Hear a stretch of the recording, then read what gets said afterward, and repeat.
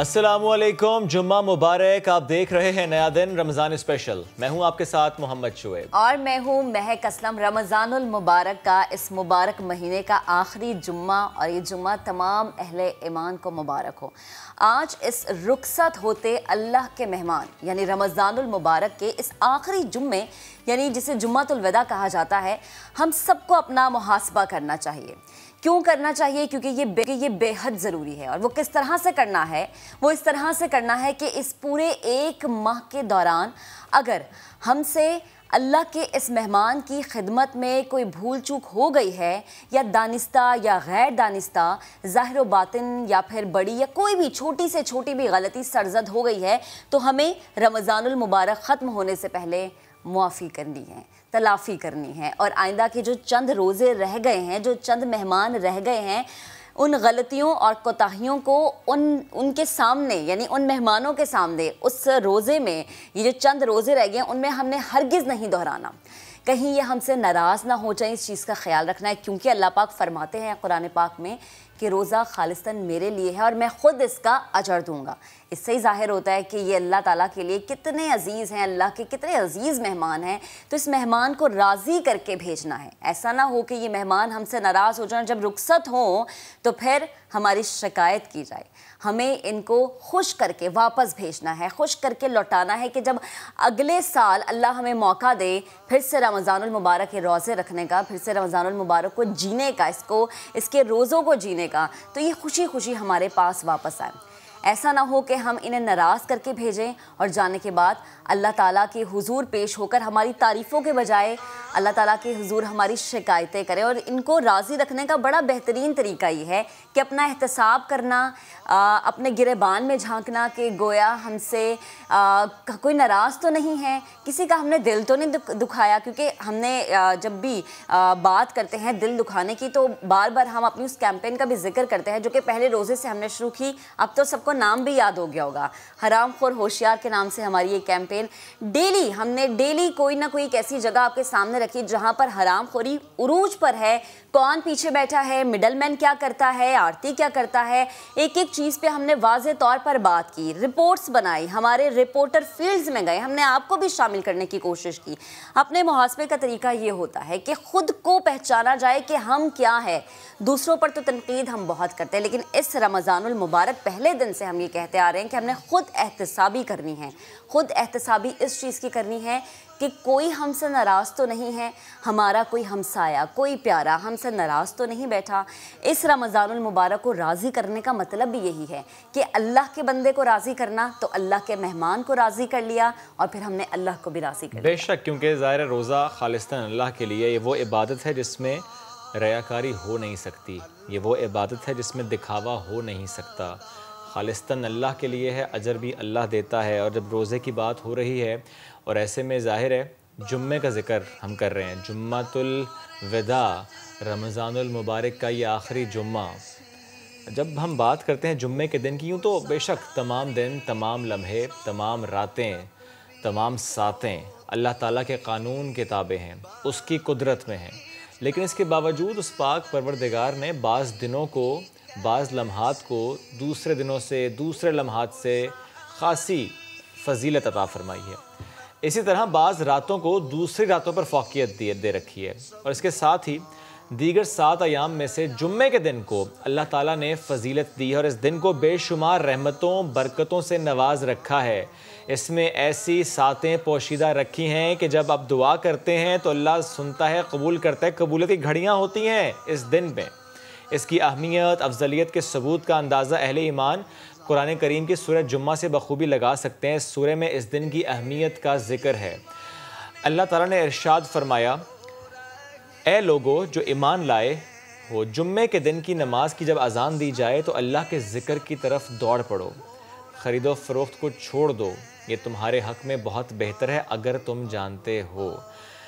तो हम आगे बढ़ते हैं जनाब। जुम्मे के दिन की बात कर रहे हैं हम, रमज़ान के रोज़ों की बात कर रहे हैं। और ऐसे में रमज़ान में ही जब हमें गवर्नमेंट की तरफ से कुछ हिदायत जारी की जाती हैं तो उस पर अमल करना भी हम पे फ़र्ज़ होता है। जब रियासत कुछ कहती है तो उस पर अमल करना होता है, ये बहुत ज़रूरी होता है। वो चाहे इज्तिमात से मुताल्लिक हों, वो चाहे मेल जोल से मुताल्लिक हो, कहीं आने जाने से मुताल्लिक हो, तो वो करना बहुत ज़रूरी है। आज जब हम नमाज़ पढ़ने के बड़ा अच्छा लगा कि SOPs के साथ नमाज की अदायगी होती है, बड़ा बहुत खूबसूरत लम्हात हैं ये। लेकिन जब हम बात बेएहतियाती की करते हैं कि कहाँ पर हो रही है बेएहतियाती, तो जनाब कराची की बात हम कर लेते हैं जहाँ पर ख़तरे की घंटी बज गई है। पहले तो हम कह रहे थे ना कि पंजाब में, इस्लामाबाद में, KP में केसेस जो हैं वो ऑन द राइज़ हैं, लेकिन अब सिंध में, कराची में स्पेशली ख़तरे की घंटी बज चुकी है। गुज़श्ता रोज़ सिर्फ कराची में कोविड के 635 नए केसेस रिपोर्ट हुए हैं। जो पॉजिटिविटी रेशो है जनाब अब वो 5% से बढ़कर तकरीबन 14% तक हो गई है। अलार्मिंग है ये। 6-8% के बाद लॉकडाउन की बातें होती हैं और ये 14% तक पहुंच चुकी है। और देखें, हम ये भी सोच सकते हैं कि शायद पिछले दिनों जो मार्केट में आवाम का रश हमने देखा, इवन जो हमने कल रश देखा, कल ऐसे लग रहा था कि शायद लोग समझ रहे हैं कि आज आखिरी दिन है शॉपिंग का और इसके बाद तो हम शॉपिंग कर ही नहीं सकते ना, मतलब आज जो खरीद लिया। कल बहुत बुरा हाल था और ये जो बुरा हाल हुआ है ना कल या गुज़श्ता कई रोज़ में, ये उसी का नतीजा है जो रेशो इतना बढ़ चुका है। इस सब के बावजूद जो शहरी हैं वो समझने को तैयार नहीं है, जबकि दूसरी जानिब सूबाई हुकूमत ने ईद की शॉपिंग के लिए 2 दिन की छूट दे दी है। कराची समेत सिंध भर में आज यानी जुम्मे के दिन और कल यानी हफ्ते को सुबह 6 से शाम 6 बजे तक तमाम मार्केटें, दुकानें और कारोबार खुले रहेंगे। इतवार के बाद से सिंध में भी सख्तियाँ होंगी, जैसे ईद के दिनों में जैसे होता है कि तफरीही मकामात खुले रहते हैं, लेकिन अब ऐसा होगा कि हॉक्सबे और सी व्यू जो है वो बंद रहेंगे। यानी आवाम को बार बार यही कहा जा रहा है कि आप ईद घरों पे करें। ये तो जनाब इतवार के बाद होगा, लेकिन अभी भी कुछ सख्तियां ऐसी हैं जो हमारी नज़र में है। जैसे कि कराची में इंतज़ामिया जो है वो SOPs की खिलाफ वर्जी पर खूब एक्शन लेती हमें नज़र आ रही है। डिप्टी कमिश्नर साउथ ने मास्क ना पहनने वालों के तकरीबन 1 लाख रुपए जुर्माने किए हैं। सदर में शाम 6 बजे के बाद खुलने वाली 40 दुकानों को सील किया गया है। आर्मी और पुलिस सरप्राइज विजिट करके SOPs पर अमल दरामद यकीनी बना रहे हैं। अगर आपको 2 दिन की मोहलत मिल गई है तो ये ना सोचें कि ये 2 दिन ऐसे कि बस हमने, वो कहते हैं ना कि हर चीज़ को पसे पुश डाल के बस बाज़ारों में निकल जाना है। ठीक है, अगर 2 दिन मिल गए गवर्नमेंट की तरफ से, सिंध गवर्नमेंट की तरफ से, तो आप उसको इस तरह से इस्तेमाल करें कि बाज़ार जाएँ, थोड़ा सा खुद ख्याल रखें। अगर दूसरा ख्याल नहीं रख रहा तो उसको आप गुस्से से कह सकते हैं, प्यार से कह सकते हैं, ये उसकी भलाई के लिए। जो ज़बान वो समझता है उस ज़बान में उसे कह दें, समझ आ जाएगी। और जब समझाने की बात होती है तो हुकूमत सिंध की इस वक्त SOPs पर अमल दरामद कराने से मुतालिक 0 टॉलरेंस पॉलिसी है। अच्छा जी, ये तो हमने बात कर ली कराची की, और ऐसे में एक और ख़बर भी है हमारे पास कि सिंध में UK स्ट्रेन की तशख़ीस हुई है। यानी पहले हम बात कर रहे थे ना कि पंजाब में ही UK स्ट्रेन है, वहीं पर साउथ अफ्रीकन स्ट्रेन है, लेकिन अब यहाँ पर भी जो सैम्पल्स हैं उसमें UK स्ट्रेन हमें ज़्यादा नज़र आ रहा है। कराची वालों को अब कहा जा रहा है कि एहतियात कीजिए। वैसे भी 5% से बढ़ के 14% पॉजिटिविटी रेशो हो चुका है। दूसरी जानिब वज़ीर आला सिंध ने एक बड़ा ऐलान किया और बड़ा अच्छा ऐलान किया है विद रिस्पेक्ट टू वैक्सीनेशन। अब शहरियों को प्राइवेट हॉस्पिटल से या प्राइवेट जो लैब्स हैं जो भी इस वक्त वैक्सीन लगा रही हैं, यानी जो जिनको पे करके आप वैक्सीन लगवाते हैं, वहाँ पर अब गवर्नमेंट फ्री वैक्सीन देगी, आप वहाँ से जाकर वैक्सीन लगवा सकते हैं। तो ये बिल्कुल ऐसा ही है जैसे अपने वैक्सीनेशन सेंटर्स की तादाद को बढ़ा दिया जाए, मुफ्त वैक्सीन फ्रॉम प्राइवेट सेंटर्स। तो इससे मुताल्लिक हमें बताएंगे हमारे नुमाइंदे मुदस्सिर नज़ीर। जी बिल्कुल, पंजाब के बाद जब से सिंध में UK स्ट्रेन की तशख़ीस हुई है, सिंध में भी केसेस में इजाफा देखने में आया है। और बिलखसूस अगर कराची की बात की जाए तो ये कोरोना केसेस के बढ़ने का ग्राफ जो है 5% से बढ़कर तकरीबन 15% हो चुका है। लेकिन हैदराबाद में केसेस कुछ दिनों से कम देखने में आ रहे हैं, तकरीबन ये ग्राफ जो है 18% से कम होकर 11% हो चुका है। केसेस बढ़ रहे हैं, लेकिन अफसोस की बात यह है कि लोग जो हैं वो किसी भी चीज़ का ख्याल नहीं रख रहे। वो मार्केट्स में आ रहे हैं और खूब शॉपिंग कर रहे हैं, और हुकूमत सिंध ने भी 2 दिन की छूट दे दी है और उसका भी भरपूर फ़ायदा उठाया जा रहा है। लेकिन एक खुशाइंद बात यह है कि हुकूमत सिंध ने कोरोना टास्क फोर्स में कल जो है वज़ीर आला सिंध ने यह फैसला किया है कि प्राइवेट हॉस्पिटल्स को वैक्सीन प्रोवाइड की जाएगी जो आम शहरियों को लगाई जाएगी। चूँकि बहुत ज़्यादा सेंटर्स पर रश देखने में आया था, तकरीबन ये रश 1 हफ्ते से बढ़ता जा रहा है। लोग ज़्यादा वैक्सीन लगवाना शुरू कर दी है। और अभी एक और अच्छी बात यह है कि एक्सपो सेंटर को सबसे बड़ा वैक्सीन सेंटर बना दिया गया है, जहां तकरीबन रोज़ाना की बुनियाद पर 5000 अफराद को वैक्सीन लगाई जाएगी और 400 के करीब नर्सेज हैं जो सर्विसेज प्रोवाइड करेंगी। इसके अलावा वो अफराद जो सेंटर्स पर नहीं जा सकते उनके लिए भी एक अच्छी फैसिलिटी दी गई है हुकूमत सिंध की जानिब से कि वो उन्हें घरों में टीम जाकर ख़ुद वैक्सीन लगाएगी जो बूढ़े अफराद होंगे। तो अभी SOPs के हवाले से अगर बात की जाए, हुकूमत सिंध का ख़ास कंट्रोल नहीं देखा जा रहा। जो ट्रांसपोर्ट है वो भी अभी तक उसे मुकम्मल तौर पर बंद नहीं किया गया। जो शहर के अंदर चल रही है उसमें भी काफ़ी ज़्यादा जो रश देखने में आ रहा है शहरियों का। और SOPs के हवाले से कुछ कंट्रोल करने के हवाले से इक़दाम तो अच्छे नहीं हैं, लेकिन वैक्सीन के हवाले से इक़दाम हुकूमत सिंध के काफ़ी काबिल सताइश हैं। जी ठीक है मुदस्सिर, आपका शुक्रिया। ईद करीब है जनाब, और जैसे से ईद करीब आती है हम देखते हैं कि चूड़ियों की दुकान पे भी रश होता है, मेहंदी की दुकान पे भी रश होता है, जूतों की दुकान पे भी रश होता है। एक और रश होता है, वो रश होता है भिखारियों का, जो कि हमें अपने इर्द गिर्द नज़र आता है। कहीं हम गाड़ी पार्क कर रहे होते हैं, कुछ लेके मॉल से निकल रहे होते हैं, दुकान से जूते लेके निकल रहे होते हैं, तो जनाब इल्तिजाएँ और सदाएँ बुलंद होती हुई हमें नज़र आ रही होती हैं। भीख मांगने के नित नए तरीके भी अब इख्तियार किए जा रहे हैं। इन पेशावर भिखारियों से लोगों का जान छुड़ाना इंतहाई मुश्किल हो गया है। इसी पर शाहीन मशाल की रिपोर्ट देखिए।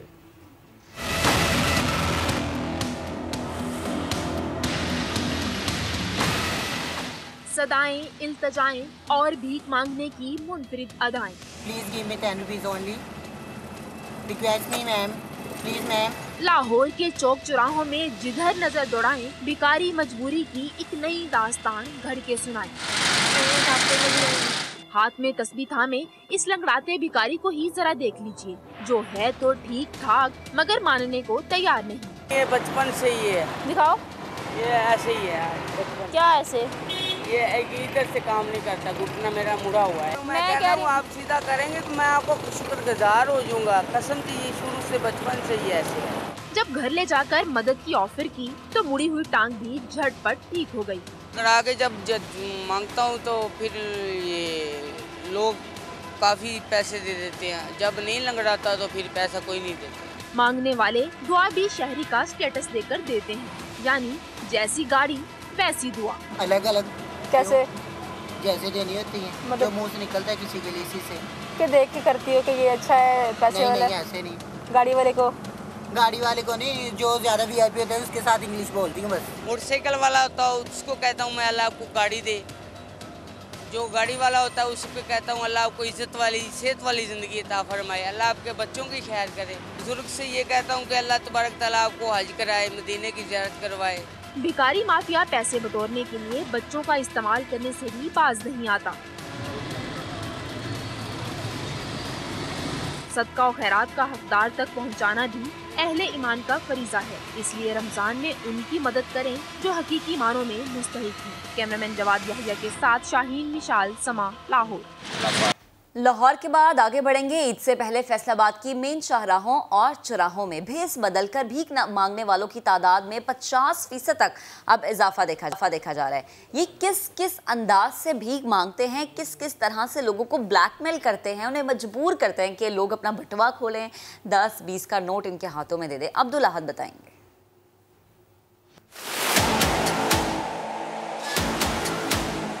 किसी ने माजूरी का ढोंग रचाया तो कोई मर्द से ख्वाजा सिरा बन गया।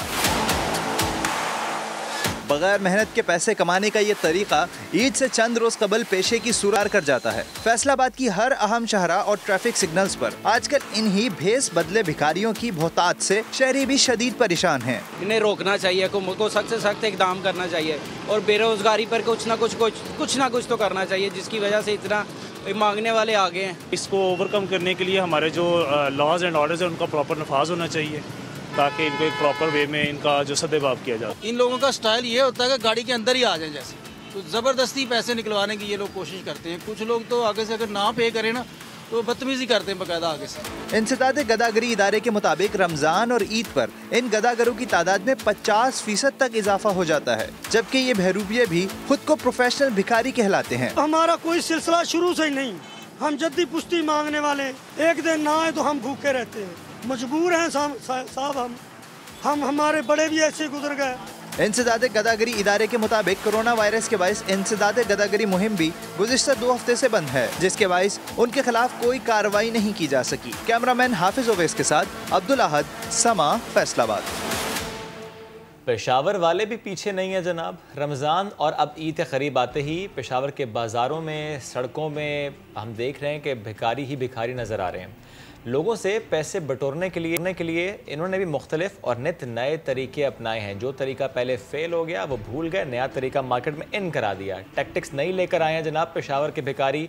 कितने गिरोह हैं इनके, कहाँ से आए हैं और किन किन इलाकों को इन्होंने बांट रखा है, इस पर रिपोर्ट देखिए राहम यूसुफजई की।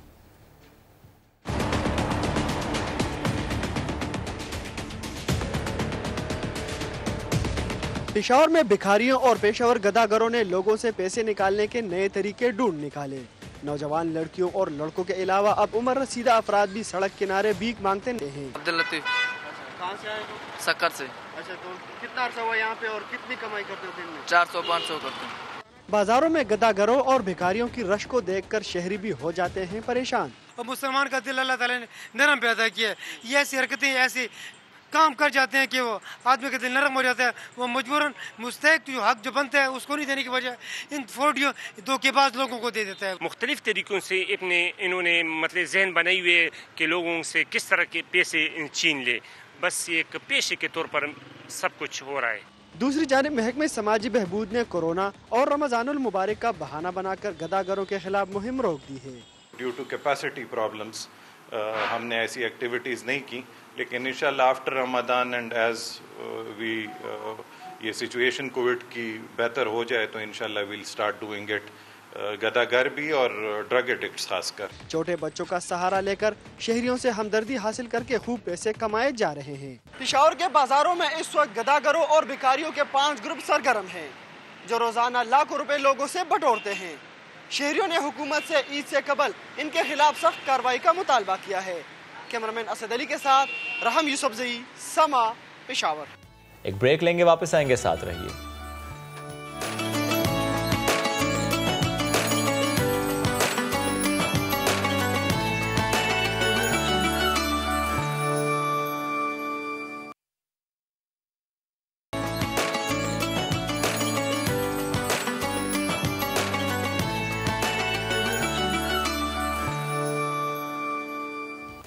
Welcome back. आपको अहम खबर देते हैं। महकमा सेहत पंजाब ने ईद की छुट्टियां ना करने का फैसला किया है।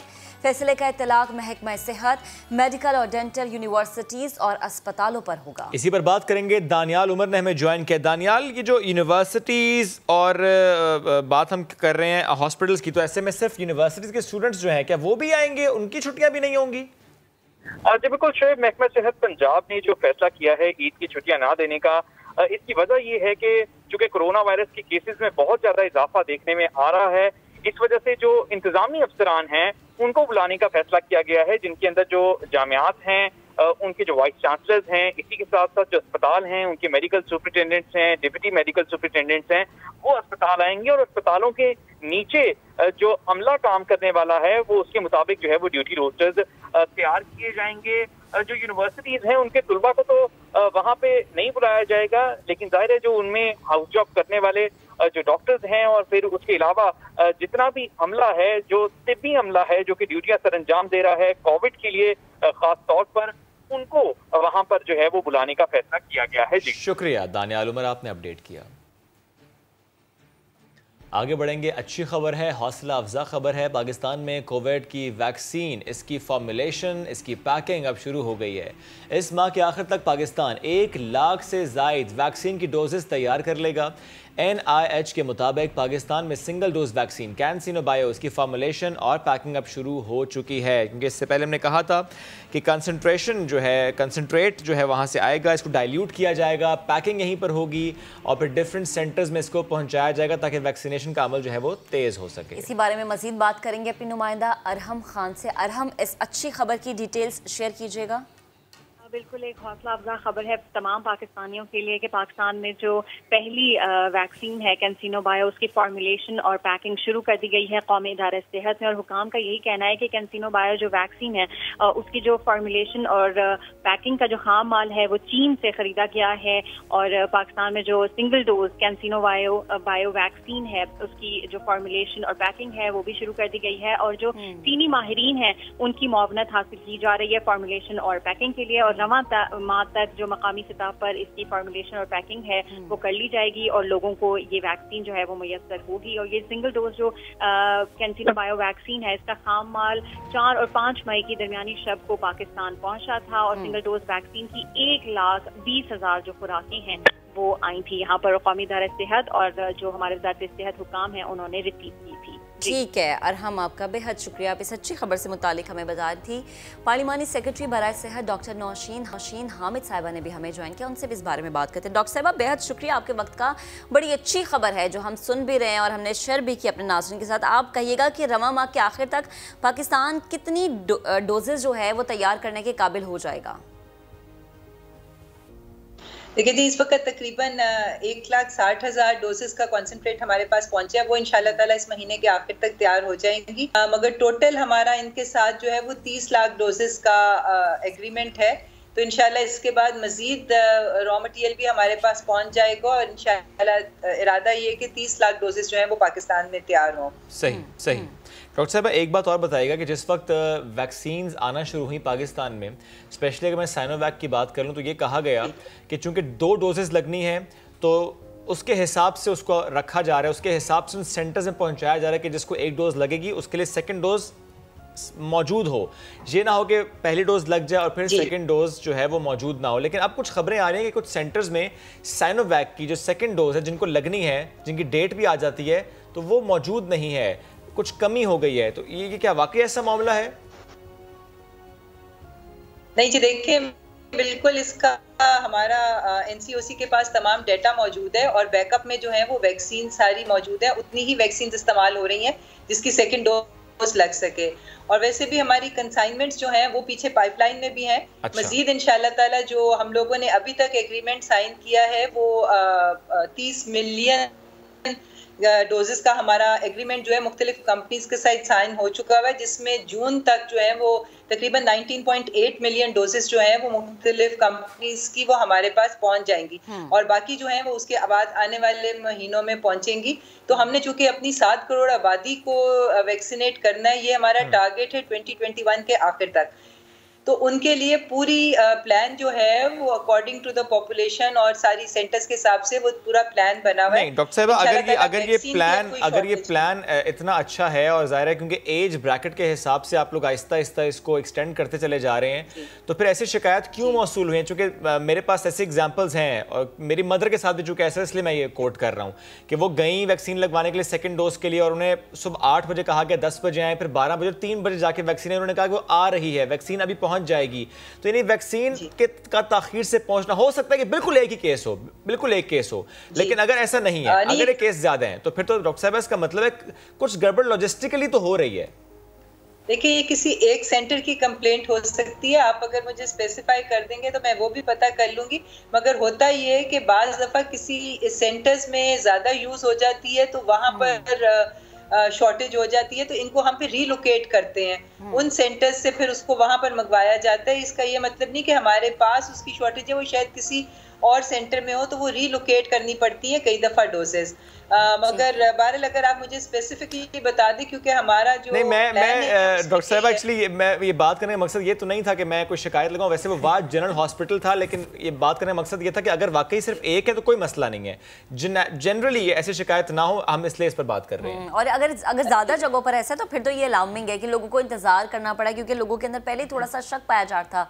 अच्छा डॉक्टर साहब एक और चीज़ ज़रा समझाएगा, अब तो सिंध गवर्नमेंट भी ये कह रही है कि जो प्राइवेट जगह हैं वहाँ पर जाके मुफ्त में वैक्सीन लग सकती है, ये मीडिया वर्कर्स जो हैं इनकी बारियां कब आएंगी? मैं हमेशा ये सवाल इसलिए पूछती हूँ क्योंकि हम खुद मीडिया से हैं, तो और मीडिया वाले भी फ्रंट फुट पे होते हैं। और डॉक्टर साहब चूंकि फवाद चौधरी साहब ने तो हमें खुश कर दिया था 1 हफ्ते का कह के, उन्होंने कहा था 1 हफ्ते में ऐसा हो जाएगा, नहीं हुआ। डॉक्टर साहब आपको डेट दे दें।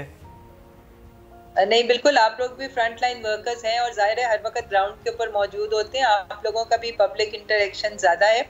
ये बिल्कुल सजेशन मौजूद थी कि जो वल्नरेबल पॉपुलेशन है, जो ज़्यादा एट रिस्क है, उनको पहले प्रायोरिटाइज किया जाए।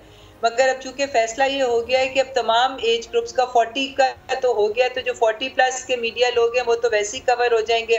आप लोग जो यंग लोग हैं वो इंशाल्लाह ताला ईद के फौरी बाद जो है वो तमाम एज ब्रैकेट्स के लिए वो खोल दी जाएगी, तो उसके अंदर सब कवर हो जाएंगे इंशाल्लाह ताला। ठीक है डॉक्टर साहब, अब चंद वैक्सीन ऐसी हैं जिनसे मुतालिक नए नए डाटाज भी हमारे सामने अब आ रहे हैं कि अब 12 से लेकर 18 तक के जो बच्चे हैं या 16 साल तक के उनको भी लग सकती है। तो जाहिर है पाकिस्तान में भी जो मौजूद जो बच्चे हैं वो उनके हवाले से पेरेंट्स कंसर्निंग है कि कब ऐसा मामला स्टार्ट होगा कि बच्चों के लिए भी वैक्सीनेशन प्रोक्योर हों, चाहे वो प्राइवेट सेटअप पर ही हो। देखिए, अभी तक दुनिया में जितनी भी वैक्सीन जो स्टार्ट हुई हैं उनमें एक फाइजर एक वैक्सीन है, उसकी वैक्सीन जो है वो 16 साल के ऊपर के बच्चों के लिए लग सकती है क्योंकि उसके क्लिनिकल ट्रायल्स हुए हैं।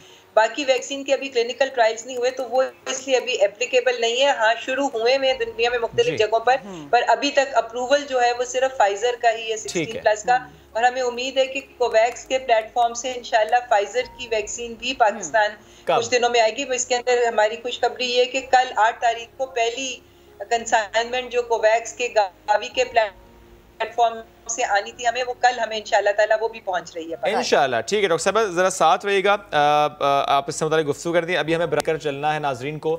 MKM पाकिस्तान के रहनुमा फैसल सब्जवारी और वसीम अख्तर साहब जो हैं वो गुफ्तगू कर रहे हैं, आपको बरह रास्त लिए चलते हैं। कि मैंने कहा यहाँ की जो इलेक्टेड लोग हैं उनको लेके बैठे, ट्रेडर्स को लेके बैठे और आप अपनी मर्जी ना जताएं। मैं तो बैठा हूँ मीटिंग्स में, मैंने भी अटेंड की हैं CM हाउस की, वहाँ सबके मशवरे से डिसीजन लेना चाहिए ताकि जिम्मेदारी सब पे फिर आयद हो। आज हम इसीलिए प्रेस कॉन्फ्रेंस कर रहे हैं कि आप मैनेज नहीं कर सक रहे, सोशल डिस्टेंसिंग आप मैनेज नहीं कर सक रहे, क्रिमिनल एलिमेंट को आप हैंडल नहीं कर सक रहे। कराची में क्राइम रोज बढ़ रहा है, लोग मारे जा रहे हैं, यंग लड़के मारे जा रहे हैं, गोली मार के सेल छीनने वाला निकल जाता है, उसको नहीं पता पीछे उस फैमिली के साथ क्या होता है। तो ये कराची में ही हो रहा है, कराची के लोग ही सफर कर रहे हैं। ठीक, थैंक यू।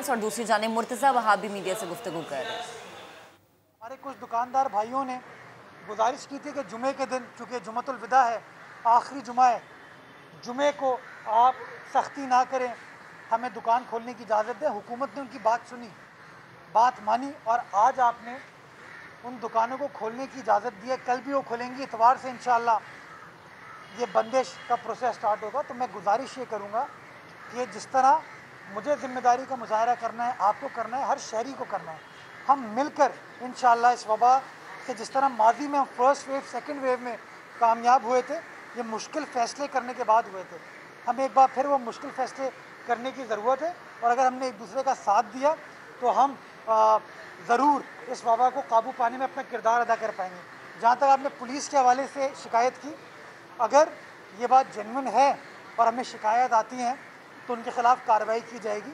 मैं पुलिस वालों को भी कहना चाहूँगा कि किसी शहरी के साथ इस दौरान ज़्यादती नहीं होनी चाहिए। हम सबको मिलकर इस वबा का मुकाबला करना है और इस तरह के लड़ाई झगड़े से, कशमकश से कोई फ़ायदा नहीं होगा। सिर्फ पुलिस नहीं, ट्रांसपोर्ट, इंटरसिटी ट्रांसपोर्ट पर पाबंदी लगने के बावजूद जो कोच वाले हैं उन्होंने भी अपने किराए डबल पे बढ़ा दिए। इस हवाले से सिंध हुकूमत की पॉलिसी है, तो चेक इंटरसिटी ट्रांसपोर्ट पर तो पाबंदी है, वो चलनी नहीं चाहिए। किराए कैसे बढ़ा रहे हैं वो, आप निशानदेही करें, कार्रवाई करेंगे। मैं देखिए, मैं शहरियों को कहना चाहूँगा कि यहाँ से अपने गांव जाके या गांव से ईद के बाद वापस आके क्या पता वो वायरस शहर से अपने गांव ले जा सकते हैं, या अगर वो गांव में ले गए वायरस तो कितना नुकसान हो सकता है। और अगर खुदा न खास्ता वो अपने गांव से वापस आते हैं और गांव से वायरस लेके शहर में आते हैं तो कितना नुकसान हो सकता है। तो इसलिए मेडिकल एक्सपर्ट्स ये कहते हैं कि इंसान जहाँ पर है वहीं पर रुक जाए, वहीं पर बैठ जाए और ये जो मुश्किल कुछ वक्त है, मुश्किल कुछ टाइम है, दिन है, इसको ज़रा जिम्मेदारी के साथ पूरा करें। अच्छा, ये बताइएगा कि प्रेस कॉन्फ्रेंस के दौरान MKM के रहनुमा प्रेस कॉन्फ्रेंस में संगीन इल्ज़ाम आयद किए हैं सिंध हुकूमत पर और साथ ही ये कहा है कि सूबाई हुकूमत जितना वफाकी नाकाम हो रही है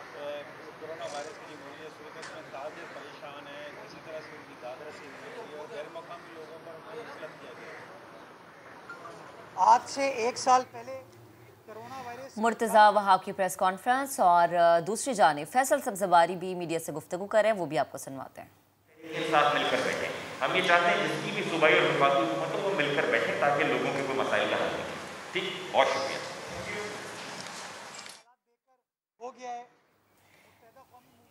MQ रहनुमाओं की गुफ्तगू वो भी हमने आपको, और मुर्तज़ा वहाब भी गुफ्तगू कर रहे थे, वो भी हमने आपको सुनवाई। लेकिन दोनों में एक बड़ी चीज़ कॉमन ये थी कि वो कहते हैं कि एहतियात करें, एहतियात करना हमारे लिए और आपके लिए बेहद ज़रूरी है। एक ब्रेक लेना भी प्रोग्राम के लिए इतना ही ज़रूरी है। वापस आते हैं।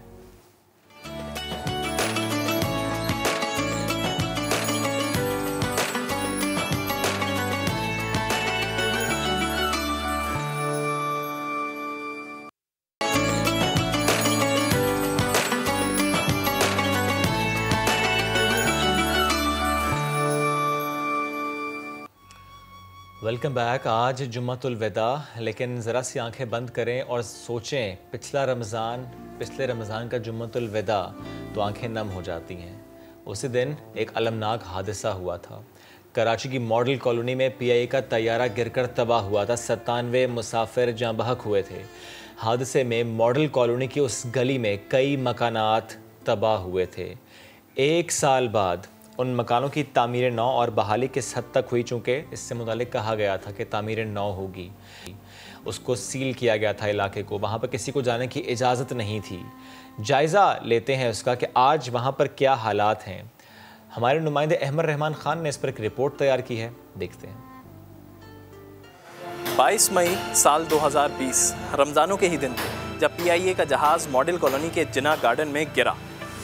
मैं भी यहाँ आया था इस हादसे की कवरेज करने के लिए।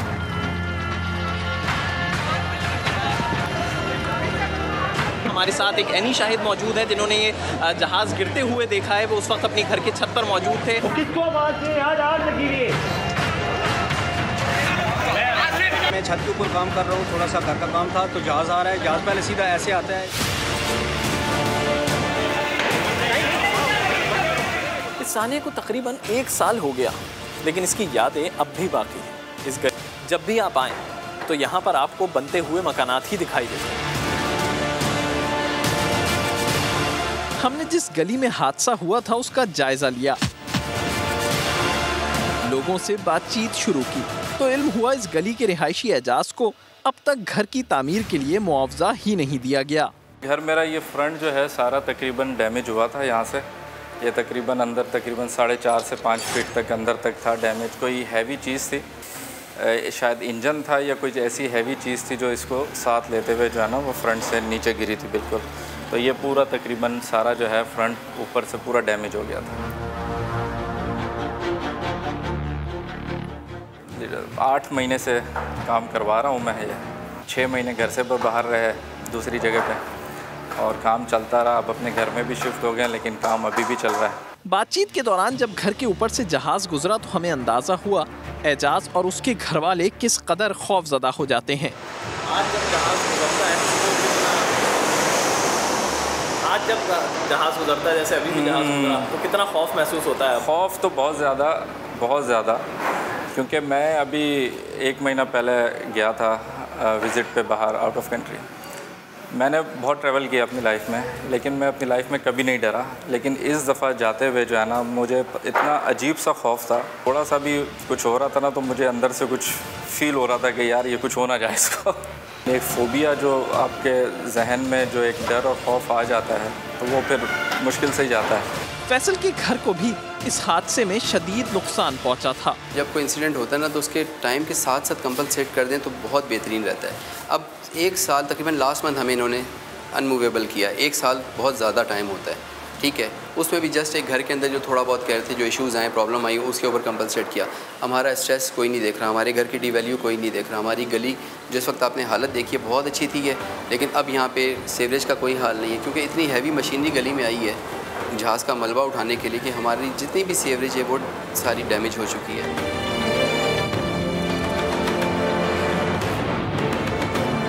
इस हादसे का जिम्मेदार कोई भी हो, लेकिन यहाँ रहने वालों के मुताबिक इस हादसे ने उनकी जिंदगी को तब्दील करके रख दिया है। लाहौर से उड़ने वाले इस तैयारे में मुसाफिर और जहाज के अमले समेत 99 अफराद सवार थे, जिसमें से 97 अफराद शहीद हो गए थे। जबकि इसी गली के घर में काम करने वाली खातून भी जाँ बहक हो गई थी। कैमरामैन मोहम्मद कामरान के साथ अहमद रहमान खान, समा, कराची। तो जनाब, ईद सबके लिए एक जैसी नहीं होती है। ईद खुशियों का पैगाम लाती है, लेकिन कुछ लोग ऐसे होते हैं, कुछ ख़ानदान ऐसे होते हैं जिनके लिए ईद पे भी खुशियाँ नहीं होती हैं। सब लोग ईद पे नए कपड़े नहीं ख़रीदते, सब लोग ईद पे नए जूते नहीं ख़रीदते, सब लोग ईद पे नई चीज़ों का, नए ट्रेंड को अपनाने के लिए बाज़ारों का रुख नहीं करते। मज़दूरों और गरीब शहरियों के लिए ईद पर ख़रीदारी करना किसी इम्तिहान से कम नहीं होता। मुल्तान का रुख करते हैं, जहाँ पर सड़क किनारे इस्तेमाल शुदा कपड़ों के स्टॉल्स गरीबों की खुशी का जरिया बन गए हैं। राशिद हमीद रिपोर्ट करेंगे। महंगाई जान को आई, लेकिन परेशान ना हो। नए कपड़ों का खर्चा, ना ही सिलवाने का झंझट।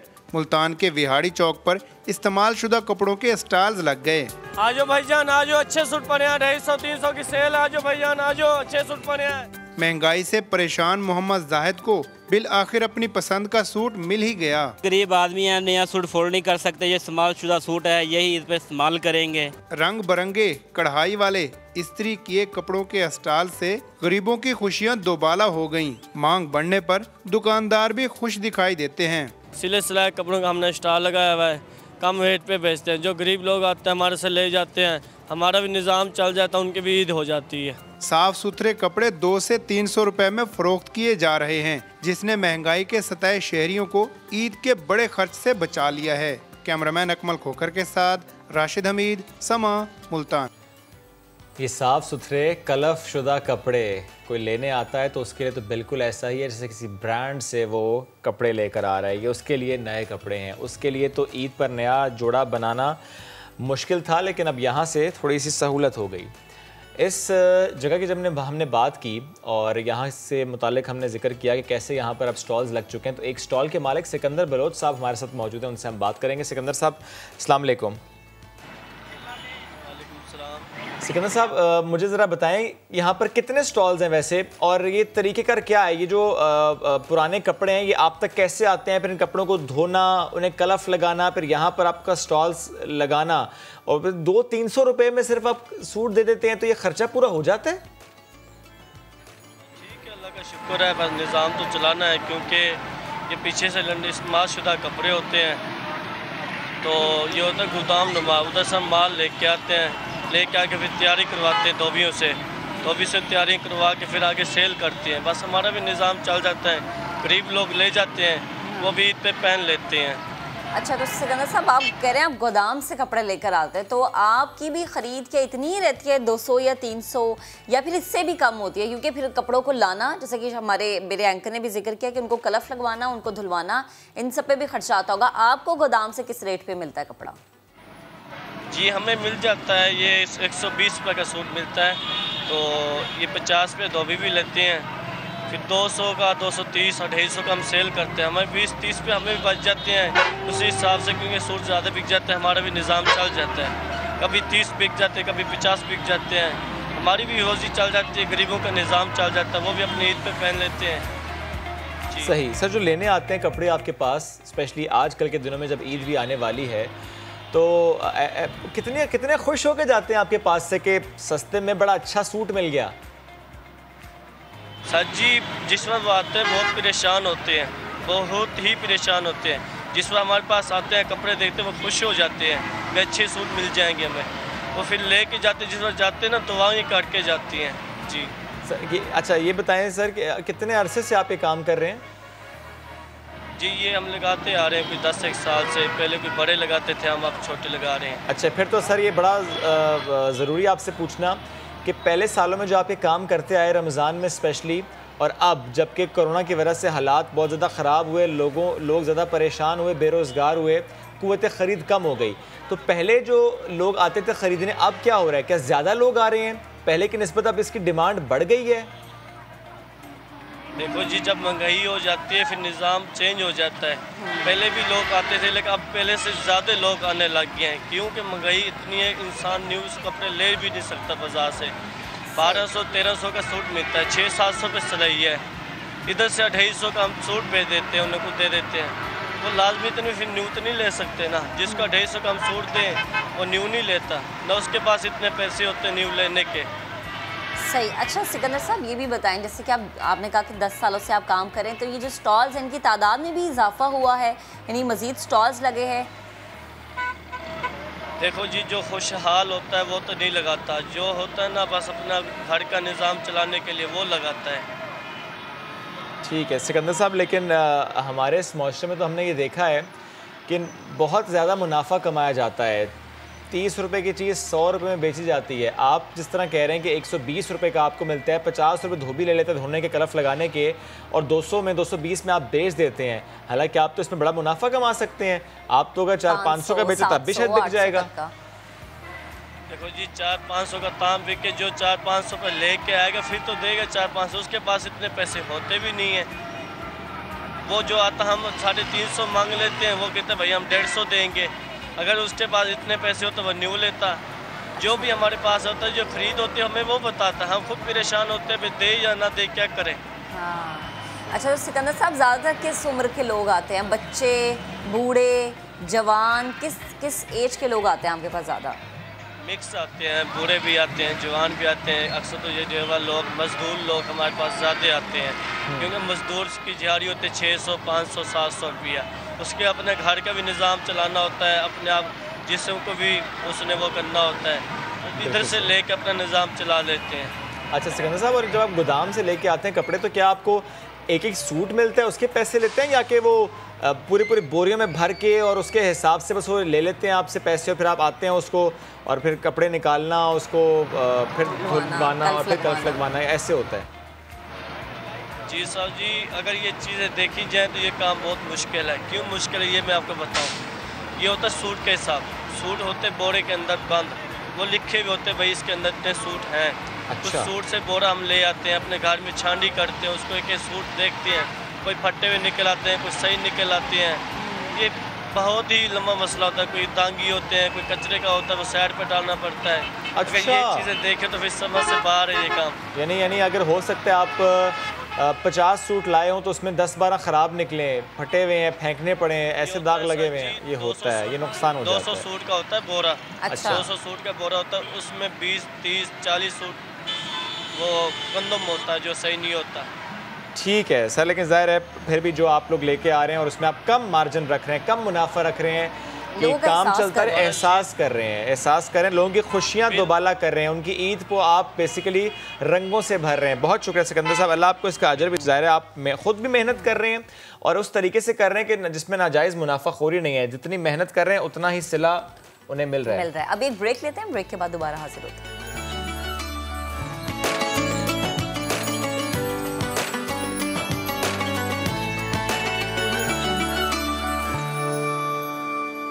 रूखे मुस्तफा को देखा तो दियों ने जलना सीखा। रूखे मुस्तफा को देखा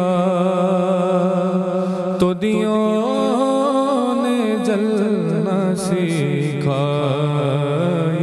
करम है मुस्तफा का, शब गम ने ढलना सीखा। ये करम है मुस्तफा का, शब गम ने ढलना सीखा।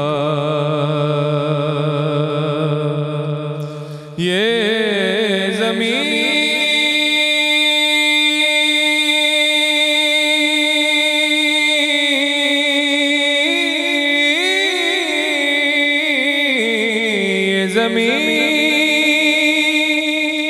रुकी हुई थी,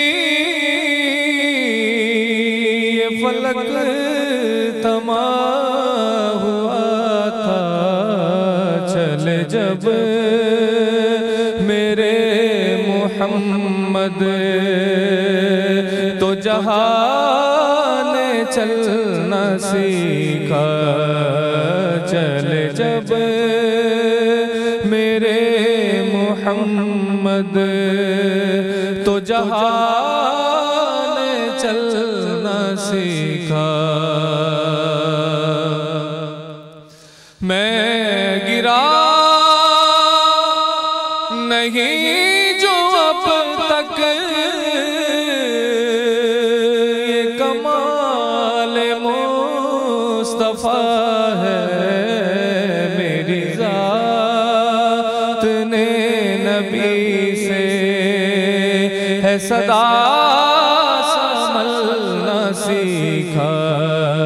मेरी जात ने नबी से है सदा संभलना सीखा। मैं तलाश में तरब की कहाँ ढूंढता मैं उसको, लिया नाम जब नबी का तो खुदा से मिलना सीखा। लिया नाम जब नबी का तो खुदा से मिलना सीखा। ये करम है मुस्तफा का, शब गम ने डलना सीखा।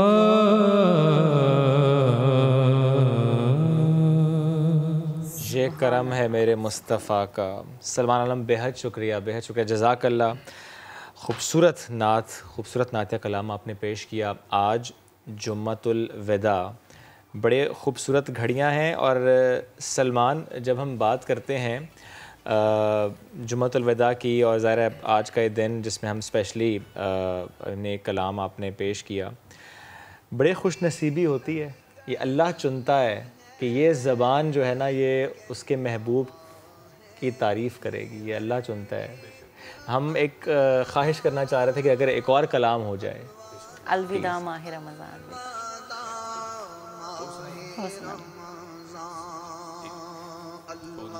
दूसरा आपकी जो आपको अच्छा, एक बार दुरूद पाक पढ़िए। अल्लाहुम्मा सल्ली अला सय्यिदना मौलाना मुहम्मद व बारिक व सल्लिम अलैहि। वो सुए लाज़ार फिरते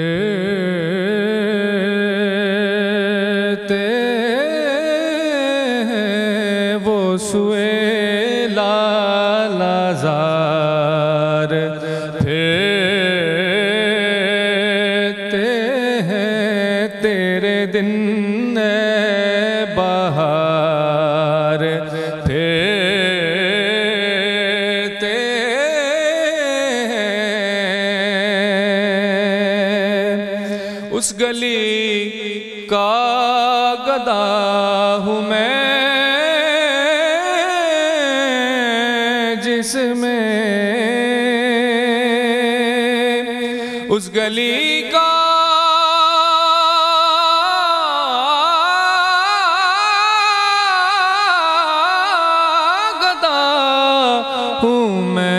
जिसमें मांगते ताजदार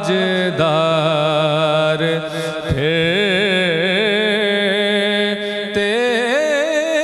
हैं, मांगते ताजदार फिरते हैं। वो घर बैठे ही मिल जाता है जो लिखा हो मुक़द्दर में, और जो किस्मत में न लिखा हो वो मिलता है मदीने से। उस गली का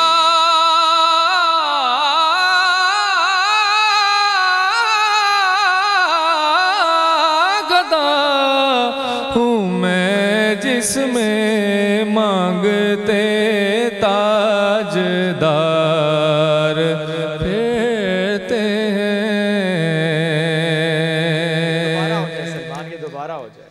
गली का गधा हूँ मैं, उस गली का गधा हूँ मैं, जिसमें उस गली का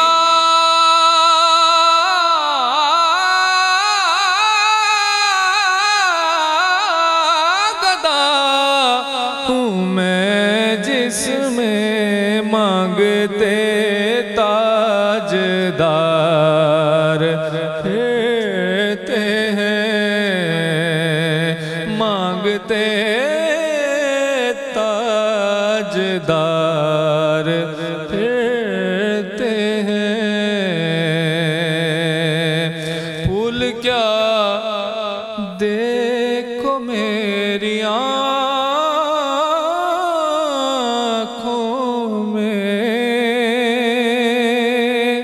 फूल क्या देखो मेरी आँखों में, दश्ते तैबा के खार फिरते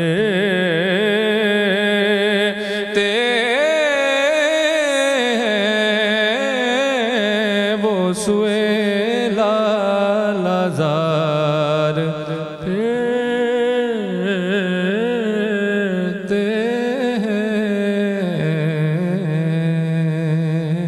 सुभान अल्लाह, माशाअल्लाह, बहुत खूबसूरत इंतखाब था, बहुत प्यारा इंतखाब था। Salman, thank you very much, आप साथ मौजूद थे और आपने ये कलाम पेश किया। खूबसूरत कलाम। अल्लाह ताला की तरफ से ये जो हमें लम्हात मिलते हैं, स्पेशली रमज़ान और उसके बाद ये जुम्मतुल विदा, और स्पेशली वो आखिरी 10 दिन जिसका हर मुसलमान को बेसब्री से इंतज़ार होता है। क्यों? क्योंकि हमें पता है कि वो 10 दिन ऐसे जिसमें हमें कहा जाता है कि ताक रातों की तलाश करें। हर रात जो है वो मुसलमान जो है पूरी रात इबादत करते हैं और यही वो दिन है जिसमें एतकाफ़ किया जाता है। अल्लाह ताला की तरफ से वो लम्हात ढूंढते हैं, वो सातें जिसमें बस दिल में दबी कोई ख्वाहिश और वो बस अल्लाह से मांगना भी क्या, अल्लाह तो जानता है दिल में क्या है, अल्लाह अता कर देता है। क्योंकि हमें तो मांगना नहीं आता, हमें तो तरीका सलीका भी नहीं आता, हमारी औकात नहीं है, इतने गुनाहगार हैं कि जब अल्लाह के सामने झुकते हैं तो शर्म आती है कि मांग रहे हैं अल्लाह से, लेकिन अपने आप पे जब हम नज़र डालते हैं, अपने गुनाह जब याद आते हैं तो फिर शर्मिंदा हो जाते हैं। लेकिन मेरा रब गफूर रहीम है, वो बेशक अता करता है, जो भी आप उससे मांगें उसके ख़जाने में किसी चीज़ की कमी नहीं। और जब हम मांगने की बात करते हैं इस बरकतों रहमतों के महीने में, और ये इन्हीं बरकतों और रहमतों को समेटने के लिए जब आखिरी अशरे का इंतज़ार हम करते हैं और एतकाफ़ का एहतमाम किया जाता है, शब क़दर को ढूंढने की कोशिश की जाती है।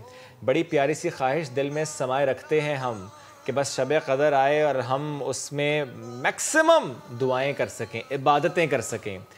और इन्हीं आखिरी अयाम में यौम जुम्मा, जुम्मतुल विदा, और इस दिन की अहमियत, इसकी फ़जीलत पर आज हम बात करेंगे। हमें ज्वाइन किया है मुफ्ती ज़ुबैर साहब ने। मुफ्ती साहब, जुम्मतुल विदा, जुम्मा मुबारक भी कहेंगे आपको। मुफ्ती साहब रहनुमाई कीजिएगा, हम बात तो कर रहे हैं फ़जीलत की, लेकिन मैं चाहता हूँ कि ज़रा देखने वालों के लिए, मुसलमानों के लिए कोई ये तो तरीका बता दें, क्योंकि मैंने पहले भी कहा मांगना नहीं आता, तरीका सलीका तो मालूम ही नहीं, कैसे मांगा जाए, कोई आसान सा तरीका बता दें कि बस ये दुआ की जाए और अल्लाह कबूल कर ले, अल्लाह हमारे गुनाह माफ़ कर दे और अल्लाह सुन ले। कोई ऐसा तरीका जो मेरे रब को पसंद आ जाए।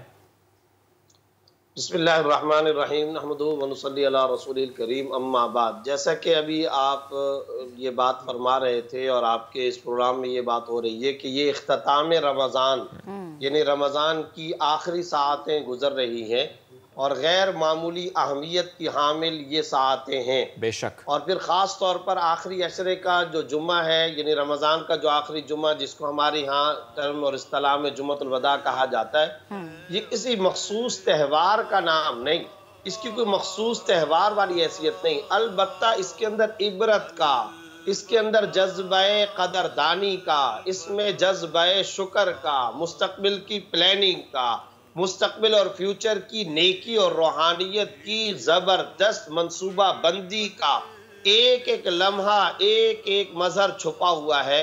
और ख़ास तौर पर ये जो जुम्मा है, इस जुम्मे के दिन, अब रमज़ान के अंदर हमें कोई और जुम्मा नसीब नहीं हो सकता, ये अब आखिरी जुम्मा है। तो एक तो आपको मालूम है कि पूरा रमज़ान होता है, जिसको सैयदुल शहर, सैयदुल अशहार, सैयदुल शहर यानी तमाम महीनों का सरदार महीना, फिर उसका जो खुलासा होता है वो आखिरी अशरा होता है। फिर जरा सोचें कि आखिरी अशरे के अंदर जुम्मे का दिन, जो आम दिनों के अंदर भी तमाम दिनों की सरदारी वाला दिन होता है, तो बताएं कि जुम्मतुल वदा का एक एक लम्हा कितना गैर मामूली कीमती होगा और कितना अहमियत का हामिल होगा। अब मामला ये है कि इस मौके पे हमें करना क्या चाहिए। वेरी गुड क्वेश्चन, आपने बहुत अच्छी बात पूछी कि हम क्या कर लें कि अल्लाह के यहाँ हम कबूल हो जाएं। तो देखें, रसूलुल्लाह सल्लल्लाहु अलैहि वसल्लम एक मर्तबा अपने मिंबरे रसूल की एक सीढ़ी पर तशरीफ ले गए और फरमाया आमीन। दूसरी सीढ़ी पर कदम मुबारक रखा, फरमाया आमीन। तीसरी सीढ़ी पर कदम मुबारक रखा, फरमाया आमीन। और इस पर दुआ करने वाले कौन थे? हजरत जिब्रील। हजरत जिब्रील दुआ कर रहे थे और आप सल्लल्लाहु अलैहि वसल्लम आमीन फरमा रहे। अब जरा खुद सोच लें कि दुआ जब कर रहे हो, सैयदुल मलाइका, फरिश्तों का सरबराह दुआ कर रहा हो, और सैयदुल अव्वलीन वल आखिरीन, इमामुल अंबिया हजरत मोहम्मद मुस्तफ़ा सल्लल्लाहु अलैहि वसल्लम आमीन फरमा रहे हो, भला उस दुआ की कबूलियत में भी कोई शक और शुबा हो सकता है? अब अगर आप गौर फरमाएं, आगे 3 जुमले आप सल्लल्लाहु अलैहि वसल्लम ने उन पर आमीन फरमाया। वो कौन से जुमले? पहली बात, जिसने वालिदैन को पाया और अपनी बख्शिश और मग़फ़िरत नहीं करा सका, हलाक हो जाए ऐसा शख्स। जिब्रील अमीन ने ये दुआ की, नबी सल्लल्लाहु अलैहि वसल्लम ने उस पर आमीन फरमाया। दूसरे नंबर पर वो शख्स जिसके सामने नबी अकरम सरवर दो आलम सल्लल्लाहु अलैहि वसल्लम का नाम गिरामी लिया जाए और वो दुरूद पाक ना पढ़े। यानी जुबान का ऐसा भी कोई बुखल है कि आदमी के सामने नबी पाक मोहसिन इंसानियत सल्लल्लाहु अलैहि वसल्लम का नाम है और वो सल्लल्लाहु अलैहि वसल्लम और दुरूद पाक ना पढ़े। जिब्रील अमीन ने फरमाया ऐसा शख्स भी हलाक हो, बर्बाद हो जाए।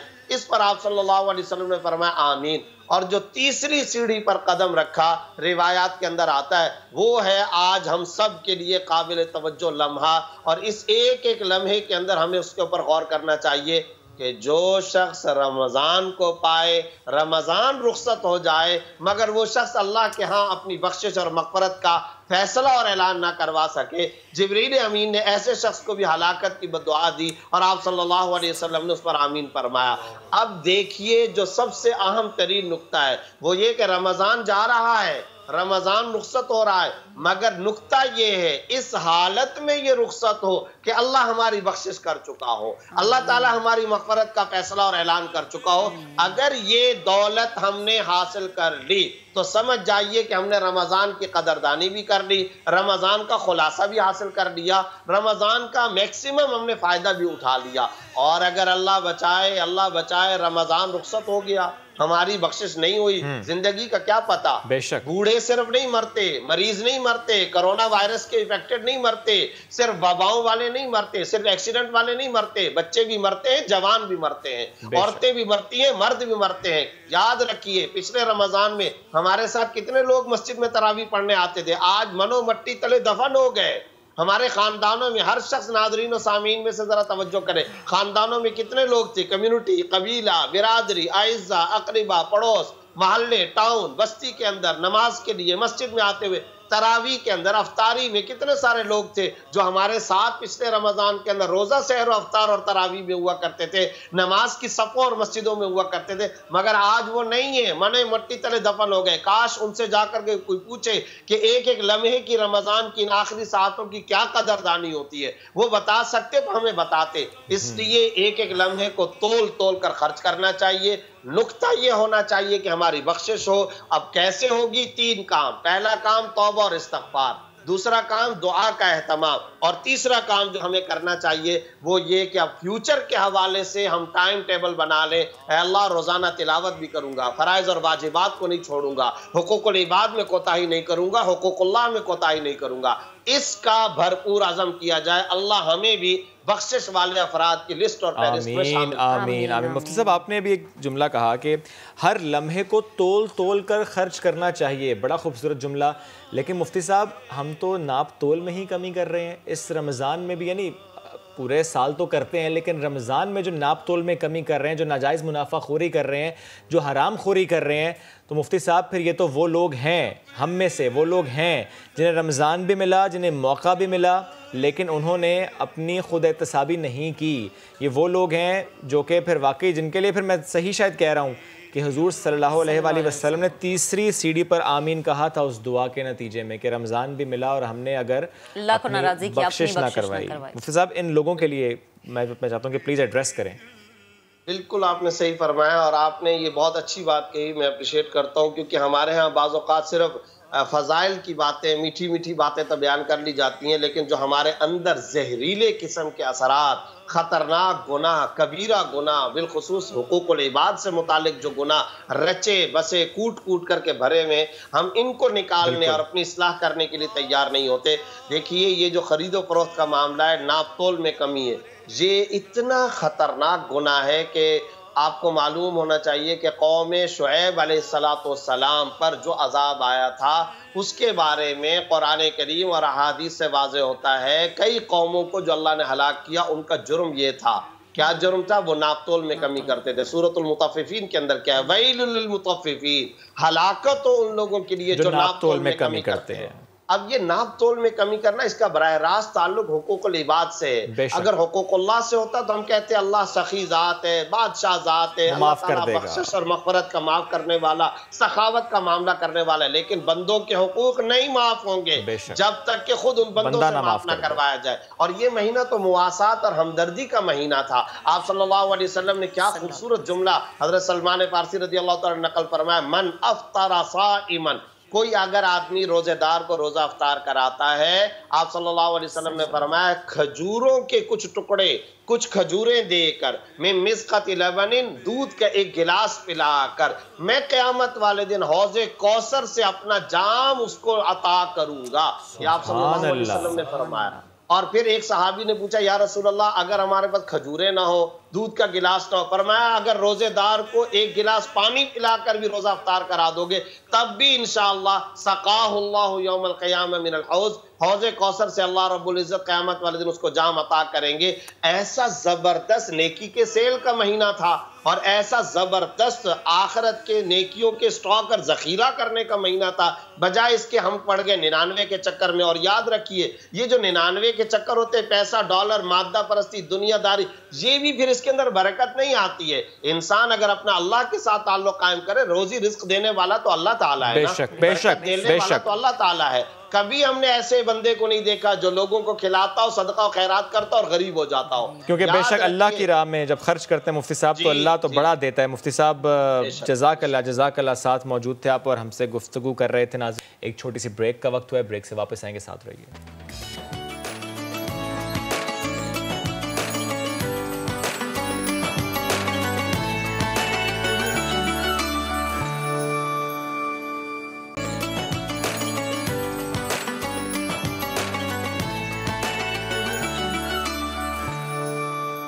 भाईजान, मेहरबान, कदरदान, मेरी जान, बस आपकी थोड़ी सी तवज्जो चाहिए।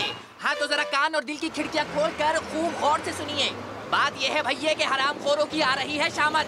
अब न बचेंगे आवाम को नाजायज महंगा बेचने वाले, क्योंकि पीछे आ रहे हैं उनके समा वाले।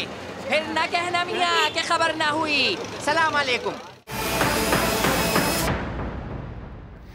तो समक ये कैंपेन हराम खोर होशियार, जो कि हम पहले रोज़े से करते आ रहे हैं कि हम आपको दिखाते हैं मुख्तलिफ शहरों में, मुख्तलिफ जगहों पर किस तरह से रेडी बान भी हराम खोरी करते हैं और फिर इल्ज़ाम ये लगाते हैं कि भैया पीछे से चीज़ें महंगी मिलती हैं। अगर आपके इर्द गिर्द ऐसा कोई शख्स है तो आप भी समा वाले बन सकते हैं। किस तरह से हमें वीडियो भेज सकते हैं हमारे पेज पर और हमारी फैमिली का हिस्सा बन सकते हैं। रमज़ानुल मुबारक का जनाब आखिरी अशरा, और आज हम जैसा कि बात भी करेंगे, जुम्मतुल विदा है, रमज़ान अपने इख्तिताम की जानिब है।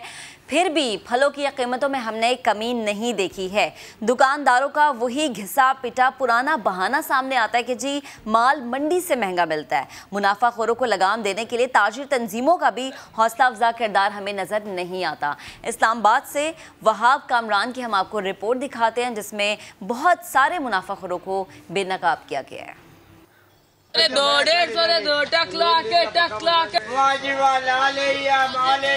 रमजानुल मुबारक का आखिरी अशरा है, शायद फल सस्ते हो गए हों, यही उम्मीद लिए हम मार्केट पहुँचे, लेकिन निर्ख पूछने पर तो सर ही चकरा गया। केला, सेब, स्ट्रॉबेरी और आड़ू की है ऊंची उड़ान। दुकानदारों की समा का माइक देखकर झूठ बोलने की पॉलिसी भी बरकरार। केले का मंडी का भी रेट बता दो और आप किस भाव बेच रहे हो वो भी बता दो। 150 रुपए की दर्जन। एहसास हुआ कि रेट कम बता दिए तो फौरी बयान बदल लिया। मंडी का 240 है, 250 रुपए दर्जन। सेब का क्या रेट है मंडी का भी इधर का भी?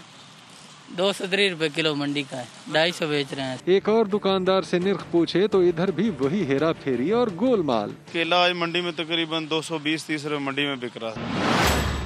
नाजायज मुनाफाखोरों से खुद ताजिर बिरादरी भी तंग। साथ ही ये भी कह दिया कि ताजिरों की मदद के बगैर महंगाई रोकना भला कहाँ मुमकिन। किसी भी तरह का नाजायज मुनाफाखोर जखीरा अंदोज वो हमारी सफ़ों में से नहीं है। कीमतों के तयन करने का इदारा अलग हो जिसमें ताजिर नुमाइंदे शामिल हों। महंगाई को ब्रेक लगने में बड़ी रुकावट है दुकानदारों का लालच और झूठ। जिससे पूछो उसके अपने ही दाम। रमजान के आखिरी अशरे में भी नाजायज मुनाफाखोरी जोरों पर है। कैमरामैन मोहम्मद नवाज के साथ वहाब कामरान, समा, इस्लामाबाद। आगे बढ़ते हैं और आज हम फिर से वही बात करेंगे जो हमने कल भी की थी, क्योंकि हमें पता है कि ईद करीब है, चांद रात करीब है, और जब चांद रात का जिक्र आता है तो ख़वातीन के ज़हनों में एक ही बात आती है कि जी मेहंदी लगवानी है। गहरे रंग वाली, अच्छी खुशबू वाली मेहंदी होनी चाहिए। रंग जल्दी आए, लेकिन मेहंदी के गहरे रंग के चक्कर में बाज़ औक़ात बहुत सारी ख़वातीन अपनी जल्द का नुकसान करवा बैठती हैं। वो कैसे, शाहीन मिशाल आज अपनी इस रिपोर्ट में हमें बताएंगी। हाथों पे हिना महके तो मीठी ईद के रंग लगे और भी गहरे, मगर मेहंदी का ये गहरा रंग पड़ सकता है महंगा। जलज़दा मेहंदी का इस्तेमाल मिनटों में रंग तो चढ़ाए मगर हाथों को नुकसान भी पहुंचाए। खतरनाक कीमियाई अज्जा से तैयार मेहंदी से खवातीन किन संगीन मसाइल से दोचार हो सकती हैं, माहिर अमराज़े जिल्द से जान लीजिए। काली मेहंदी का बहुत रवाज है, या डार्क कलर की मेहंदी, तो उसमें कोई ना कोई केमिकल एडेड होता है। जब वो हाथ की स्किन के साथ, पैर की स्किन के साथ या बाजू पे आप लगाते हैं तो वो इन कांटेक्ट आता है तो एलर्जिक रिएक्शन कर सकता है। उसमें इचिंग हो सकती है, रेडनेस हो सकती है, पेनफुल ब्लिस्टर्स बन सकते हैं, छाले बन सकते हैं। गैर मयारी मेहंदी लगवाने पर तकलीफदेह सूरत हाल से दोचार होने वाली खवातीन दूसरों को एहतियात का मशवरा देती हैं। तो एक दफ़ा एक सैलून से मैंने मेहंदी लगवाई तो बहुत जल्दी कलर आ गया। उसके बाद क्या हुआ कि मेरे हाथों पे जलन होना शुरू हो गई, हाथों पे रेडनेस आ गई, यहाँ तक कि मेरा मांस स्वेल हो गया, फटना शुरू हो गया, छाले बन गए। असली मेहंदी की पहचान कैसे हो, ये अहम बात भी ब्यूटिशियन से जान लीजिए। लेकिन जो फौरन से कलर लाती है वो मेहंदी अच्छी नहीं होती। जब आपने मेहंदी लेनी है तो आपको देखना चाहिए कि वो ग्रीन कलर की हो, रेडिश ना हो। जब वो रेडिश होगी तो उसमें जो आर्टिफिशियल चीजें ऐड होंगी और वो बड़ा आपके हाथों को नुकसान दे सकती हैं। सहेलियों और हमजोरियों का एक दूसरे को मेहंदी लगाना ईद की अहम रवायत है और ये रवायत अब घरों से निकलकर ब्यूटी पार्लर्स तक पहुंच गई है। ईद पे मेहंदी जरूर लगाएं, मगर इस बात को यकीनी बनाएं कि मेहंदी केमिकल से पाक और मयारी हो, वरना आपकी ईद खूबसूरत होने की बजाय बर्बाद भी हो सकती है। कैमरामैन मोहसिन इकबाल के साथ शाहीन मिशाल, समा, लाहौर। तो जनाब रमज़ानुल मुबारक का महीना, और हम देखते हैं कि इस महीने में खाने पीने की रूटीन काफ़ी चेंज हो जाती है। अक्सर और बेशतर अफराद के कोलेस्ट्रॉल में इजाफा हो जाता है, लेकिन वज़न गिर जाता है।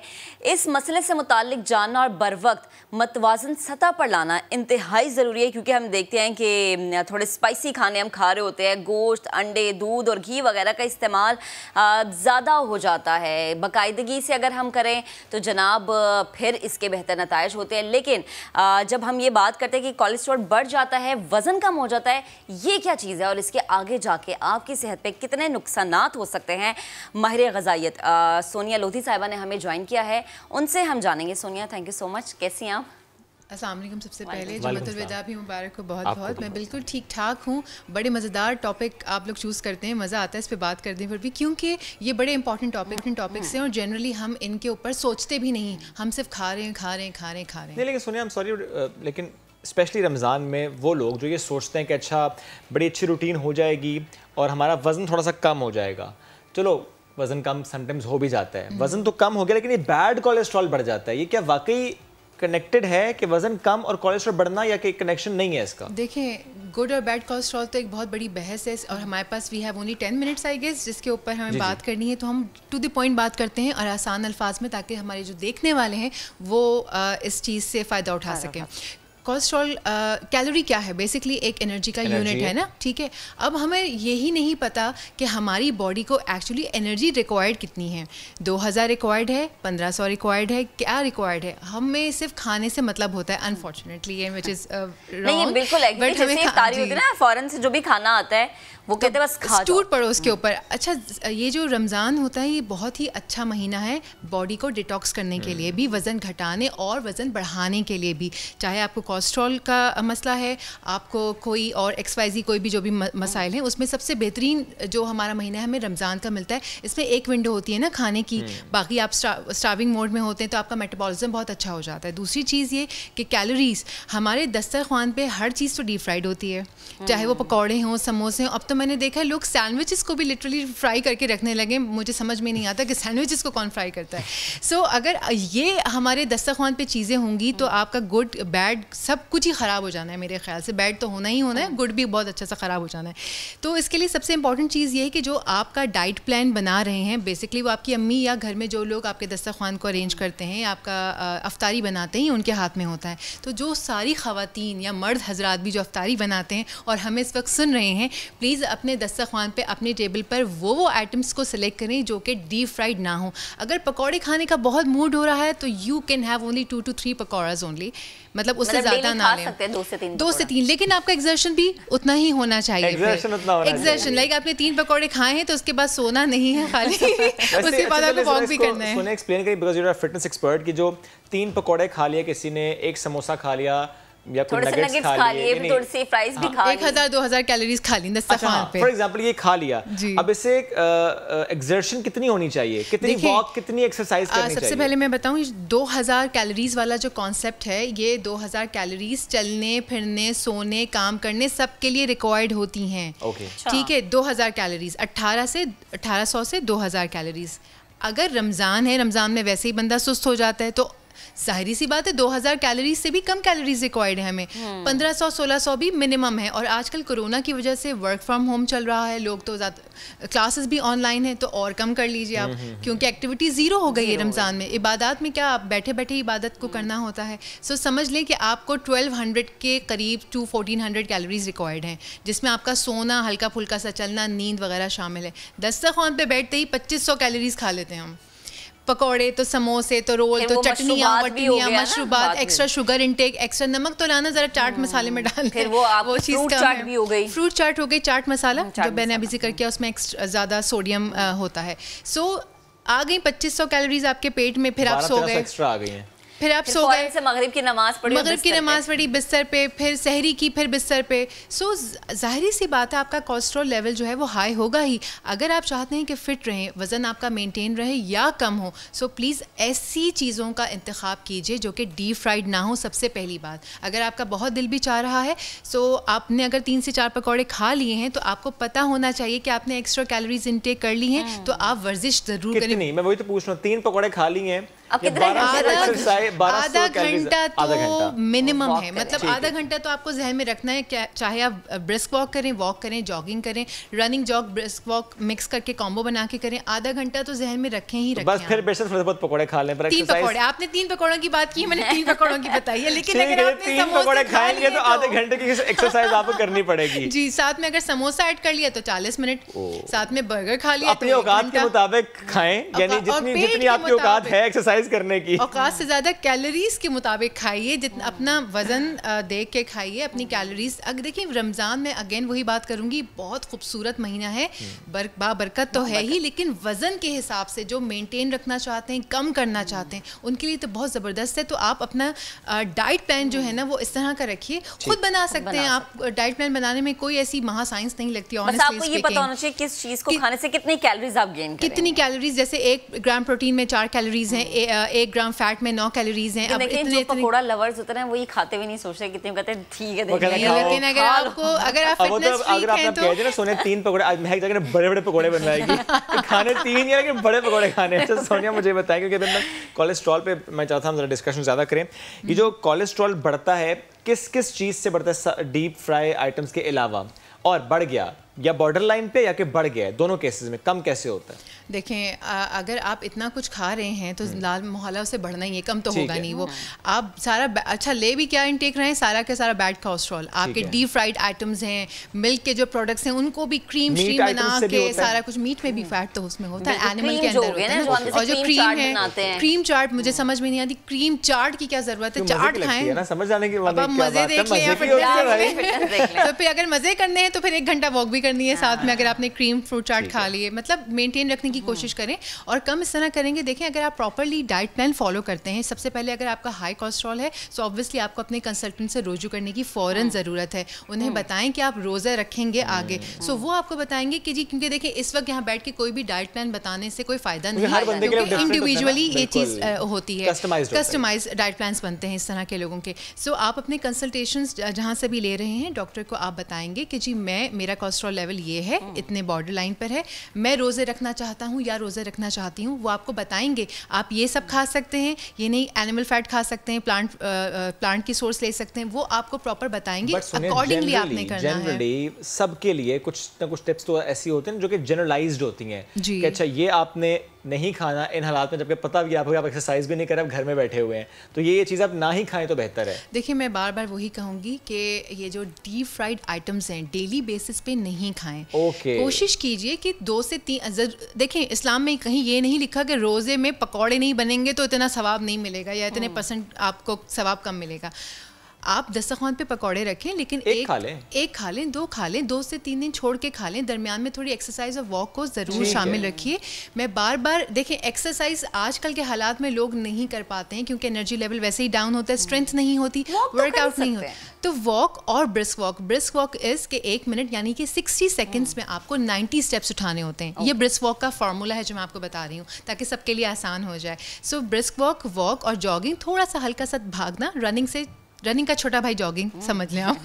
सो आपको इसको मिक्स करके एक आधे घंटे से 40 मिनट्स का एक आप बना लें कॉम्बो और इसको डेली बेसिस पे कीजिए। यकीन करें बॉडी को एडिक्शन हो जाती है, आपको ऑटोमेटिकली क्रेविंग्स आएंगी, नहीं जी वॉक करनी है, क्योंकि आपको उसके फ़ायदे सिर्फ फिजिकली ही नहीं बल्कि मेंटली आपको बहुत ज़्यादा फ़ायदा होता है, एक्टिव हो जाता है, क्योंकि जो फैट इंटेक आप ले रहे होते हैं इसके ऊपर फिजिकली तो आप मोटापा चढ़ ही रहा होता है, उस मोटापे से आपके जहनी तौर पर भी काफ़ी ज़्यादा इफेक्ट आता है, सुस्त हो जाता है बंदा। सबसे पहले तो ये सोचने समझने की सलाहियत पर भी असर पड़ता है।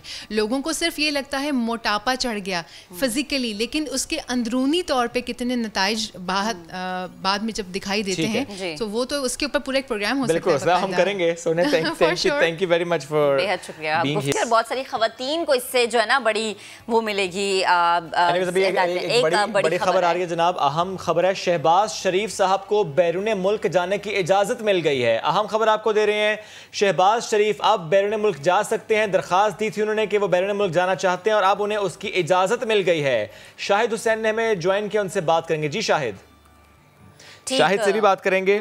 अभी आपको बताएं कि शहबाज शरीफ को बैरून मुल्क जाने की इजाज़त मिल गई है। याद रहे कि शहबाज शरीफ ने दरख्वास्त दी थी जिसमें उनके वकील की जानिब से कहा गया था कि मंगल को उनकी लंदन में डॉक्टर से अपॉइंटमेंट है चेकअप के लिए, और बार बार जिक्र ये छेड़ा जा रहा था कि जनाब ईद की छुट्टियां आड़े आ गई हैं, लेकिन फाइनली शहबाज शरीफ को अब लंदन जाने की, बैरून मुल्क जाने की इजाज़त मिल गई है और ECL से उनका नाम निकाल दिया गया है और वो इसी चीज़ का इंतजार कर रहे थे। इसी पर बात करेंगे अपने नुमाइंदे शाहिद हुसैन ने हमें ज्वाइन किया। शाहिद बताइएगा, बैरून मुल्क जाने की इजाजत मिल गई है शहबाज शरीफ को?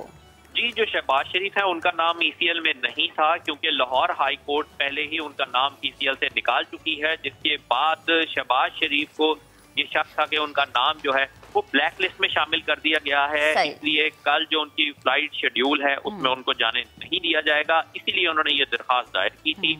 आज अदालत में जो सरकारी वकील हैं डिप्टी अटॉर्नी जनरल, उन्होंने अदालत को ये बताया कि उन्हें अभी इस बाबत कोई इल्म नहीं है कि कोई ब्लैक लिस्ट में शहबाज शरीफ का नाम है या नहीं। और वो पता करना चाह रहे थे, लेकिन कोविड की वजह से और जो छुट्टियां हैं ईद की उसकी वजह से स्टाफ जा चुका है, वो नहीं कंफर्म कर सकते कि वो ब्लैक लिस्ट में उनका नाम है या नहीं, जिस पर अदालत ने अब उन्हें जवाब दाखिल करने का वक्त दिया है और शहबाज शरीफ को एक मरतबा मुल्क से बाहर जाने की इजाजत दी है और उनकी रिटर्न टिकट जो 3 जुलाई की है उसके तहत शहबाज शरीफ को 5 जुलाई तक वापस आना होगा। बिल्कुल शाहिद, मैं आपसे यही पूछ रही थी कि ये कोई टाइम फ्रेम दिया गया है शहबाज शरीफ साहब को कि आप सिर्फ इतने अरसे के लिए जा सकते हैं, क्योंकि बड़ा इंसिस्ट था उनकी जानिब से कि मंगल को डॉक्टर के साथ मेरी अपॉइंटमेंट है, मुझे चेकअप के लिए जाना है, लेकिन जाने नहीं दिया जा रहा। जी, ये इसको मशरूत जाने की इजाजत भी कहा जा सकता है और इसमें शर्त यही आयद है कि वो एक खास टाइम फ्रेम के अंदर अंदर वापस आएंगे। और चूंकि डिप्टी अटॉर्नी जनरल ने ये कहा था कि कोई इमरजेंसी नहीं है, लेकिन जो उनके वकील हैं उनका ये कहना है कि अब लंदन जाने के लिए ये जरूरी है कि 10 दिन के लिए कम अज कम अपने आप को क्वारंटीन करेंगे वो कतर के अंदर, जिसके बाद ही उनको लंदन जाने की इजाजत मिलेगी। तो यूं उन्होंने अपनी कल की फ्लाइट पहले ही बुक करवा ली थी मियां शहबाज शरीफ ने लाहौर से कतर की, जिसके बाद 10 दिन के बाद वो जो है वो लंदन जाएंगे और 20 तारीख को उनकी डॉक्टर मार्टन से अपॉइंटमेंट है और 3 जुलाई को उन्होंने वापसी की टिकट भी बुक करवाई। अच्छा शाहिद, एक और बात बताएं, शहबाज शरीफ ने यह भी बताया था कि जेल में अदालत के हुक्म पर मेडिकल बोर्ड तश्कील दिया गया और उस मेडिकल रिपोर्ट में नए मसाइल तशखीस हुए। क्या अदालत ने वो मेडिकल रिपोर्ट मांगी थी? क्योंकि बड़े मियाँ साहब के जाने पर और उनके जाने के बाद एक मेडिकल रिपोर्ट का बहुत चर्चा हुआ था, समा ने भी ये चीज़ बहुत बार बार चलाई थी, नईम अशरफ भट्ट साहब भी उस स्टाफ से मिले थे। तो ये जो मेडिकल रिपोर्ट छोटे मियाँ साहब की है, ये भी अदालत में आई थी? नहीं, अभी ये मेडिकल रिपोर्ट जो है वो अदालत में नहीं लगाई गई, जो यहाँ पर पेश की गई है, क्योंकि वो कैंसर सर्वाइवर हैं और इससे कभी डिनाई नहीं किया गया। उन्होंने यही बताया कि एक मेडिकल बोर्ड तश्कील दिया था जब वो एहतसाब अदालत में केस जो है वो फेस कर रहे थे, जब उनकी जमानत नहीं हुई थी, उसी की रिपोर्ट का उन्होंने हवाला दिया कि उसमें कोई नई चीज की तशखीस हुई है जिसकी वजह से अब उनको इलाज उसका जरूरी है और यही सजेस्ट किया गया है मेडिकल बोर्ड में। इसीलिए वो मुल्क से बाहर जाना चाहते हैं ताकि अपने इलाज को कंटिन्यू कर सकें, जिस पर अदालत ने जो है उनको ये भी अदालत ने अपने हुक्म में कहा है कि उनका पास्ट कंडक्ट अगर देखा जाए शहबाज शरीफ का, तो जितनी बार भी केसेस होने के बावजूद जितनी बार भी मुल्क से बाहर वापस गए हैं वो वापस जरूर आए हैं। बल्कि परवेज मुशर्रफ के दौर का भी हवाला शहबाज शरीफ ने खुद दिया कि उस वक्त भी उनके ऊपर केसेस थे और कत्ल के केसेस थे, उसके बावजूद जो है वो ये कह रहे थे कि मैं मुल्क वापस आया, लेकिन परवेज मुशर्रफ ने वापस भेज दिया था। ठीक है शाहिद, बेहद शुक्रिया आपका इसी मामले पर बात करने के लिए हमें ज्वाइन किया है। सीनियर एनालिस्ट खालिद अजीम साहब भी हमें ज्वाइन कर चुके हैं। खालिद साहब, ठीक, खालिद साहब से राबता बहाल करने की कोशिश करेंगे। अभी आपको अपडेट करें, इंतहाई अहम खबर, शहबाज शरीफ को बैरून मुल्क जाने की इजाज़त मिल गई है और शहबाज शरीफ का ये कहना था, ये उनका मौक़िफ़ था कि मुझे जिला वतनी में ये मरज़ लाहक हुआ था, यानी वो कैंसर के मरज़ में मुब्तला है। और साथ ही साथ उन्होंने कहा कि मुझे अमरीकी डॉक्टर्स ने कहा कि लंदन में इसका इलाज करवाया जाए, मैं गुज़श्ता 15 साल से इसका इलाज करवा रहा हूँ। शहबाज शरीफ की जानिब से ये भी मौक़िफ़ था अदालत में कि जेल में अदालत के हुक्म पर मेडिकल बोर्ड तश्कील दिया गया, मेडिकल रिपोर्ट में नए मसाइल भी सामने आए हैं। अदालत की जानिब से ये इस्तफसार किया गया कि आप बताएं इलाज में कितना वक्त लगेगा, जिस पर शहबाज शरीफ ने कहा कि मैं पहले भी 2 बार बाहर से वापस आ चुका हूं।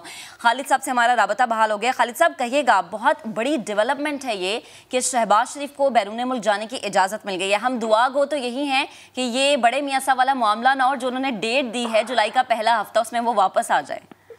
और भी जो डेवलपमेंट्स है उनसे थोड़े से कुछ सवाल उठते हैं कि मसलन पहले उनकी जो है वो जमानत मंजूर होगी, जमानत में उनकी रिहाई होगी, वो बाहर आए, उन्होंने कोई खास पॉलिटिकल एक्टिविटी भी नहीं की मासवाए चंद बयान जारी करने के।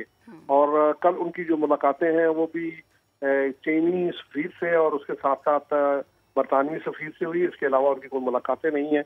और उसके बाद अचानक उनको जो है वो बैरून मुल्क जाने की ये इजाज़त मिल गई। ये हम थोड़ा सा ध्यान में रखना पड़ेगा कि उनका नाम जो है वो ECL में नहीं था, बल्कि एक नासिर उल-मुल्क साहब जब निगरान वज़ीर आज़म थे तो उस वक्त एक फहरिस्त इंट्रोड्यूस करवाई गई जिसको प्रोविंशियल नेशनल आइडेंटिफिकेशन लिस्ट कहते हैं, और उसमें सारा इख्तियार FIA का है कि वो चाहे तो किसी का नाम 30 दिन के लिए डाल सकती है और बाद में उसको रिन्यू किया जाता रहा है। तो चूंकि ECL का मामला नहीं था और ये सीधा सीधा PNIL का मामला था जिसको कि कोर्ट ने जो है वो तस्लीम नहीं किया और अब उनको बैरून मुल्क जाने की इजाजत दे दी गई है। और अब कुछ कहा नहीं जा सकता, बज़ाहिर तो यही है कि अगर वो बैरून मुल्क जाके बैठ जाते हैं तो उनके लिए नवाज शरीफ का तो फिर एक थोड़ा सा ऐसा मुकाम और मर्तबा है, और जो PMLN है वो कहा जा सकता है कि उसकी रूह रवान नवाज शरीफ ही है। लेकिन शहबाज शरीफ साहब को अगर कोई पॉलिटिक्स में एक्टिव रहना है तो उसके लिए उनका यहाँ पाकिस्तान में मौजूद रहना जरूरी है।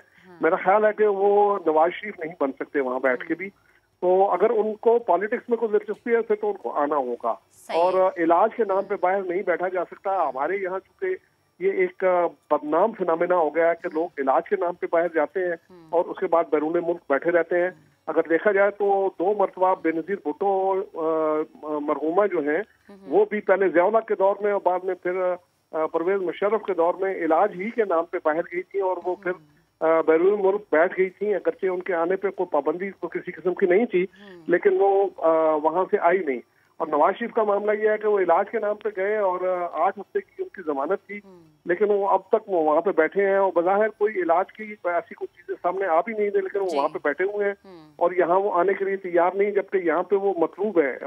आने पे पाबंदी होना तो एक तरफ रह गया, वो यहाँ मतलूब है और मुख्तलिफ अदालतों ने उनको इश्तारी करार दे रखा है। तो ये चूंकि एक रवायत बन गई है कि इलाज के नाम पे हमारे सियासतदान जो हैं, बड़े सियासी लीडर वो जाते हैं और फिर वो बैरून मुल्क बैठ जाते हैं।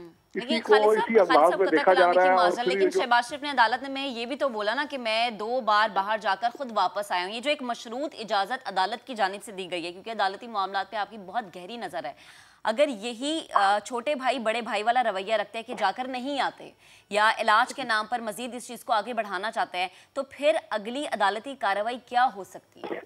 महज तो बड़े भाई का आपको बयान याद नहीं है? उन्होंने कहा कि जी मुझे सजा हुई थी लेकिन मैंने बेटी का हाथ पकड़ा और मैं पाकिस्तान आ गया और मैं जेल चला गया।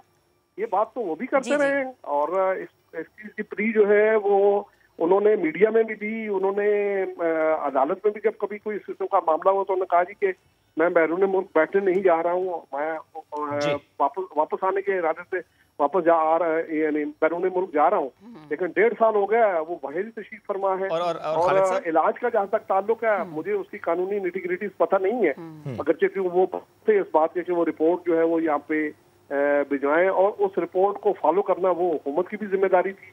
और अगर उनको कोई शुबा हो तो वो अपने जो लंदन हाई कमीशन है उसके तवसत से वहाँ के डॉक्टर जो है उनसे भी इस्तफसार कर सकते हैं, लेकिन हुकूमत ने भी उस मामले में कोई जिम्मेदारी पूरी नहीं की। तो खालिद साहब अब इन हालात में शहबाज शरीफ के इस केस में जबकि वो बाहर जाएंगे इलाज की गर्ज से, आपको लगता है कि हुकूमती हलकों में वही मामलात हमें दोबारा नजर आएंगे जो नवाज शरीफ साहब के जाने के बाद थे और वापस नहीं आए थे और जिस तरह के बयानात दिए गए थे, या कि आपको लगता है कि इस बार माहौल डिफरेंट होगा, बयानात डिफरेंट होंगे?